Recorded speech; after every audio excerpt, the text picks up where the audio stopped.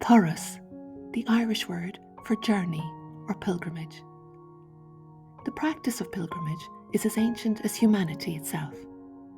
It is an act of leaving behind what is known, moving outward toward a sacred destination, while simultaneously venturing inward into the uncharted landscapes of the soul. Psychologically, pilgrimage reflects our innate drive to grow, an impulse to expand consciousness, to be transformed, and to return home forever changed.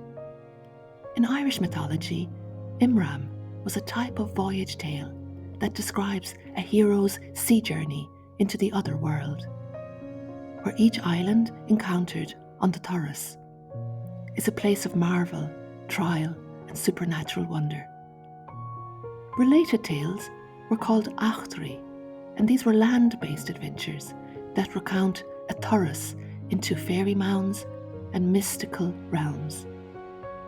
In Jungian psychology, symbolically, these mythic tales can be seen to reflect the process of individuation, the inward journey, or Turas, toward deeper awareness, where the traveller encounters the hidden dimensions of the soul.